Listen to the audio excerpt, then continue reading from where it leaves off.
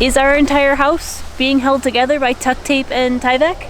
I'm not going to say yes, but I'm also not going to say no. Hello and welcome back to this lovely Victorian duplex in Nova Scotia, where last week, with only a couple days left before we had to leave the country, we decided to open up the entire back of the house in order to insulate. We made some fun discoveries, including a lopsided sill, some antique cast iron, more lead pipes, and even more questionable framing. This week, in literally our last hours in the house, we're going to try and finish the job before flying to Germany on our holiday contract.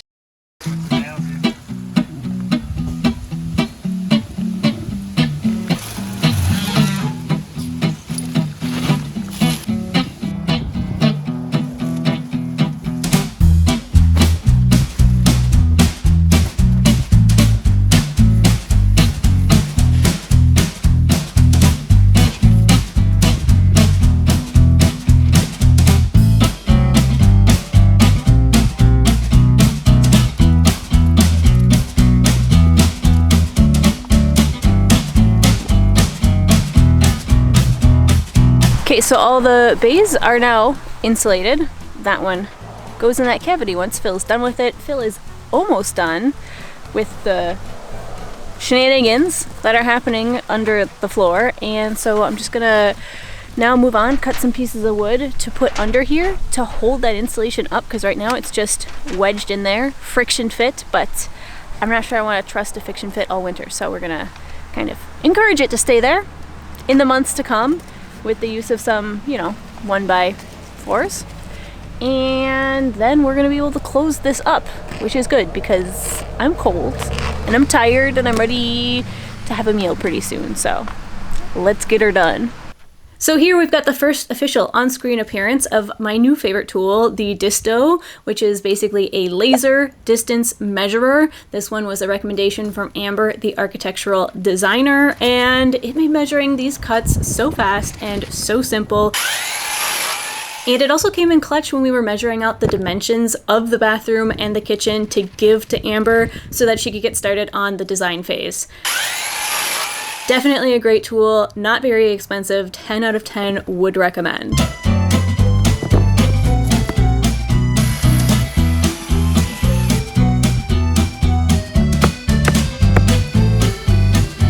$63.3.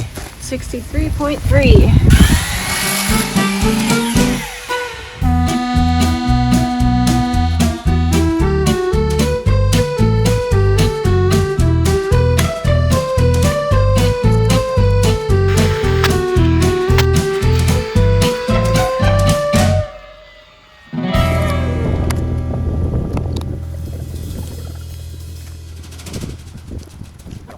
And just like that, we got the whole back insulated and ready to close up. So I took a second to remove any of the remaining nails from the old sheathing so we could reinstall it.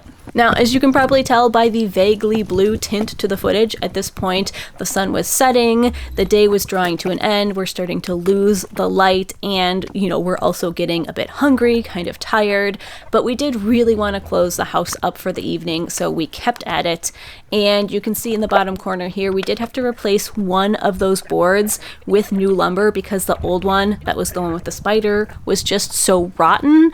But for the most part, we were able to get the original lumber back in place. And then over that, we put a sheet of OSB just to cover any air gaps and give another layer of protection against the wind, which, as we already saw, can be quite vicious.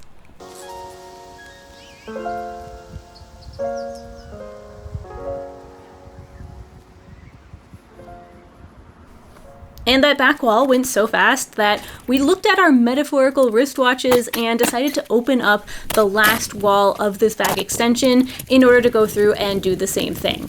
But we knew that this wall had some extra goofy things going on here. We knew this was definitely a risk and that there was a chance we were going to have bitten off more than we could chew, but I didn't buy an old house just to sit around twiddling my thumbs and playing it safe, so we decided to go for it.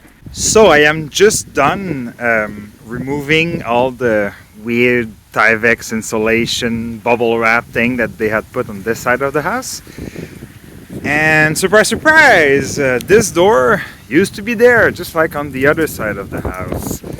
And surprise, surprise, there's probably no insulation in that cavity. That would explain why the little pantry here was so freaking freezing. So the siding is already off here. I don't know how high. Here, same thing. I don't know how high they went before they started removing the siding. My guess is about where the door would be, something here. Once we open up, we're gonna be able to see if there's any insulation up in there. So I'm gonna remove the siding here so we can open up and put the insulation on the side of the wall. Interesting.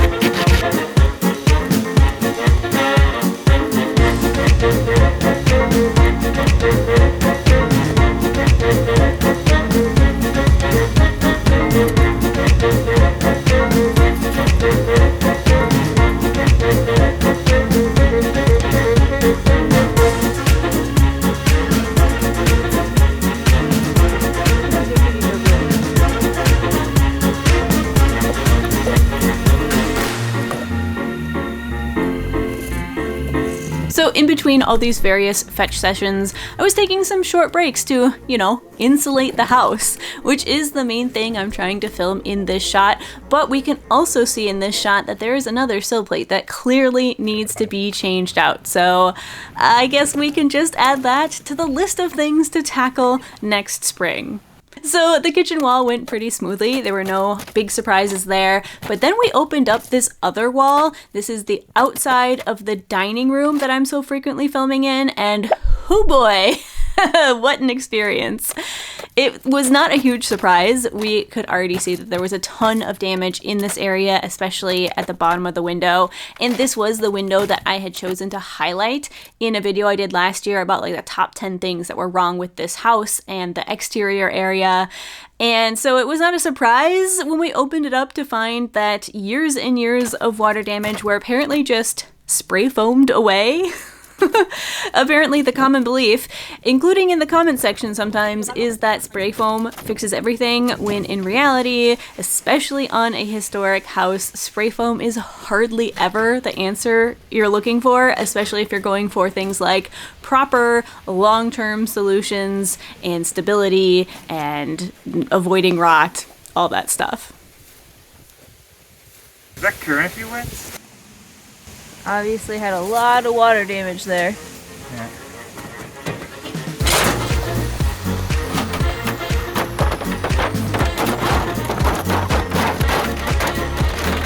Amber just sent us a photo of a dead animal and said she's thinking of you. Nice.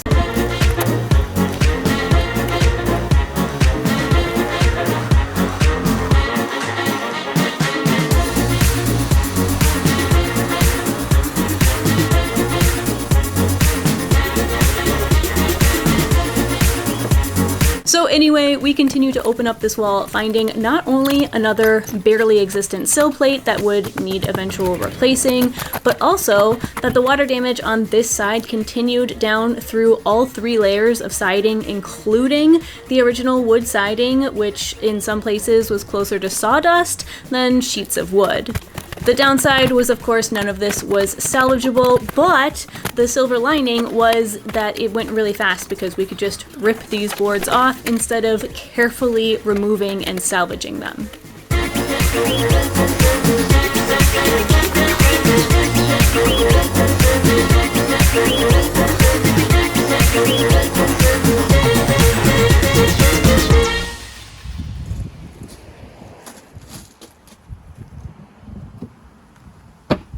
Good frigid morning, friends. As promised, or perhaps as threatened, I think that I did not manage to film so well everything we've been doing here for the last couple days, in part because it was really cold and I absolutely was not wanting to take my gloves off to film, but also because it feels very repetitive, and once you've seen us do it, you kind of seen the whole process. So if I didn't do a good job of summarizing what happened so far, this is where we're at. So basically, this entire back section of the house has been opened up and re-insulated. So we took off all the many layers of siding. You can see it's all down here in a pile. And then we just insulated all of it as much as we could. The bottom 2 feet is basically solid insulation. Also, where there was missing blown in and we could jam insulation up in the stud bays, we did wherever possible. It's not a perfect job, but this whole section of the house is going to get opened up this spring from the inside. So we're going to make a better job of it then. But for now, should be a little bit more airtight and warmer this winter down here. So now what remains to be done is we've got all these layers. We've got some bubble wrap, we've got some foam. Everything needs to be folded down and add some Tyvek around the bottom there. Just get it tight and waterproof-ish for the winter. And then we got a bunch of stuff we need to clean up. So much debris. Right, Canal? Yo. This is kind of an odd section of the house because it never had any siding on it from day one. Or at least from day one of me owning it, at least. It looks like there was a structure back here at some point, sort of a porch or entryway. I'm not entirely sure. We only managed to find one very murky and obfuscated photo on Google Maps from many years ago. But yeah, it looks like there was at some point a structure here, and so I'm guessing they had taken off the original siding when they built that. So once we'd opened everything up and insulated, we decided we might as well just reuse that bubble wrap, which we had taken good care to save, and just folded it back up.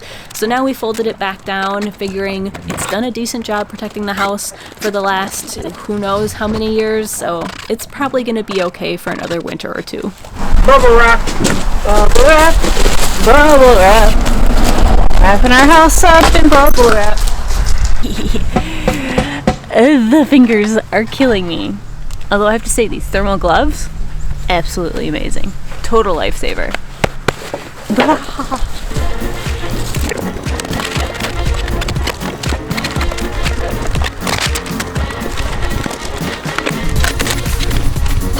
In classic Shannon Makes fashion, we are trying to reuse as many of the furring strips that had been on the house previously as possible, both to be economical and also waste not, want not, but that does mean having to pull out a lot of nails.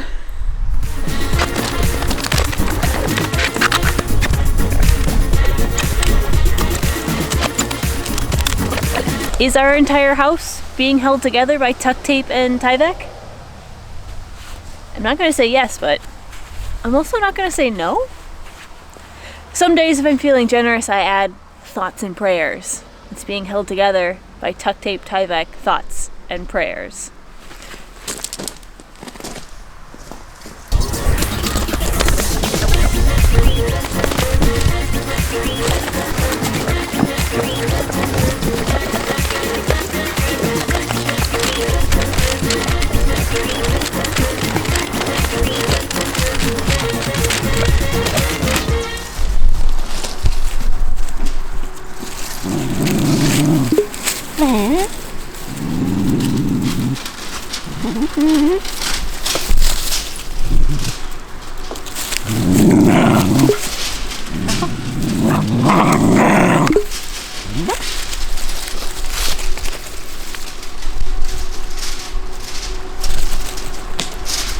I'm popping in really quick because I have a fun little update, and it starts with the absolute chaos that is. Let me just show you. Let me just show you what happens when we are in the middle of a project like this. So inevitably, when we're in the middle of working on a project like this every day, and we have to just quickly clean up and bring stuff in to work on it the next day, it's like this, it's just insane. It's complete chaos. So this is obviously our tool table, and underneath the tool table, like this area and this cabinet, it is supposed to be containing things, and it's just not doing the job. Now, obviously part of this is because we're just working really long days, and when we're done, we just want to come in and drop stuff off and go eat because we are exhausted. So obviously that is part of the problem. But another big part of it is that we just don't have good systems for where things go. They kind of just sit on the table. We have this shelf behind us, but again, there's no structure to it. Things don't really have a dedicated space. We have tried to implement some systems. So we found this shelf in a closet upstairs and we repurposed it. It is working okay to store our PPE, but it came with these little hooks down below it. And we thought, oh great, we can hang stuff on it. But honestly, the hooks, they're just not meant for tools. There's nothing that we use that fits there. So that is definitely a large part of the problem, is just not having a great system to keep this clean, because when we're exhausted and tired, it needs to be simple and straightforward. Things need to have dedicated spots that they always go to live there when we're done working them. So I am going to create a system, actually Phil and I together, we're going to create a system that's going to help us conquer this chaos. And a large part of the solution to this problem comes from this week's sponsor, which is Bamboo Labs. I am so excited to work with them. So let's go talk a little bit about what we're going to do to get this in ship shape. So if you've been around 3D printing at all, you probably know the Bamboo Lab name. They basically completely changed the 3D printing landscape, and their latest release, sitting right behind me there, it's the P2S. That just pushes it even further. And if you've been with me on the channel for a while now, you'll have seen me use the 3D printer before. It goes all the way back to making Canel's dog bed in Copenhagen, and more recently in her Hobbit house build. 3D printing has been an essential part of leveling up my DIY builds, adding those last little touches that I just really couldn't make happen any other way. And today we're going to use the printer to make some custom organization solutions. I'm thinking like racks to hang up our most commonly used tools, bins to help sort our drill bits. I'd love a way to organize all of our power tools and their batteries. So the idea is going to be to print out a series of custom tool holders and mounts, install them onto some plywood boards. I've already got them measured so they'll fit perfectly in our space, and hopefully that's going to help us easily organize all of our tools, even at the end of a long day when we're really tired. So like I said, this is the P2S model. I chose it in part because having a completely enclosed printer is really useful in a dusty renovation zone, but also because it's got a lot of really nice, useful features and upgrades, but it's also still super affordable. It's got a really nice big touchscreen that helps deliver super clear instructions and status updates. It's got enhanced LED lighting and a very high quality camera, which makes it really easy to monitor the printer remotely from the app. I've been having a lot of fun doing that. Like I'll take Canel on a walk and I'll check on the print from my phone. Makes it super easy to capture some nice crisp time lapses, which you'll get to see for yourself in just a second. So the first step in this process is going to be Maker World. That is Bamboo Labs' extensive online library of completely free 3D printing models. And I'm just going to look for some prints that are going to work with my tools specifically.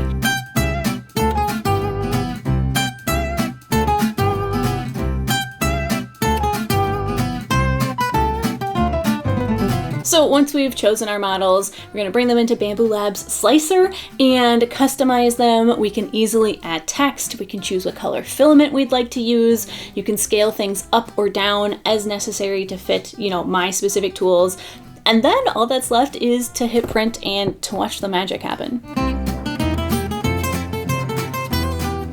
Okay friends, the first batch is done and these prints are looking so sharp. I've got some hooks here. I've got like a really beefy double wide hook for really heavy things. I've got the narrower version for lighter things like my tape measure.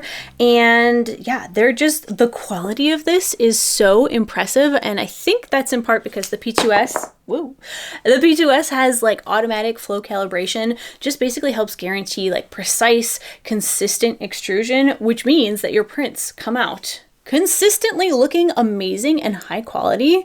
Very excited about this. Let's move on to printing off the rest of the models that I found.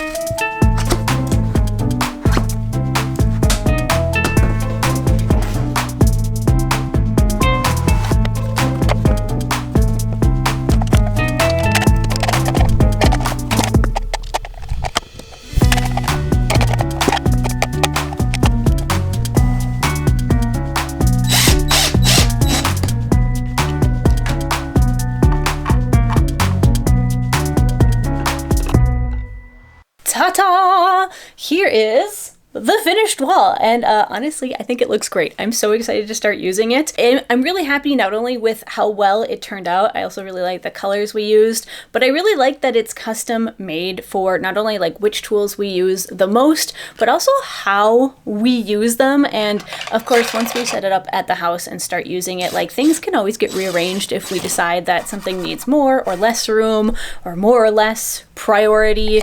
But this has been a very enjoyable experience. And while I was at it, I did have a little bit more fun with the printer. I just wanted to really try out its limits and push it, see how it went. So I started with this.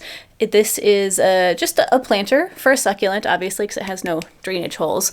But I also did it in a variegated, so it's got like a gradient here. That was really fun. Then I moved on to a self-watering planter. So this has a little inset.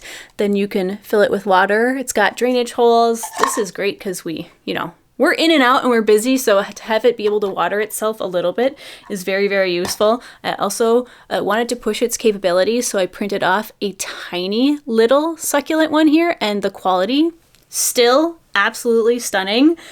Then last but not least, a couple little Christmas things. I did print off a little corgi model for Phil's family to hang on the Christmas tree.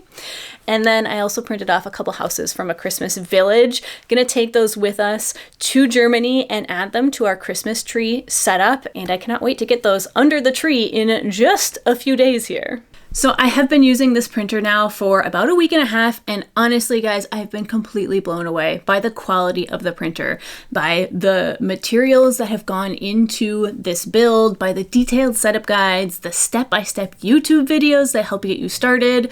The quality of the prints I've been able to make with this printer are stellar, and it's been so simple. Like, I've watched Phil struggle with his first 3D printer years ago, and I saw all the mistakes, the do-overs, the learning curve, the spaghetti, and this has been a completely different process. Like, 3D printing no longer feels tricky and unreliable. It's just like with this, I just get really good, consistent results. So if you or someone else that you know in your life is interested in getting into 3D printing, I highly recommend Bamboo Labs. It's been a really great process, and I do have an affiliate link in the description if you'd like to check it out. And one little piece of fun news for you is that I will have a bonus video coming out on Tuesday. This Tuesday, Phil and I will be in Germany. We'll be under the big top. We'll be performing with world-class acrobats and aerialists from all over the globe, really. So if you are the person who enjoys that fun little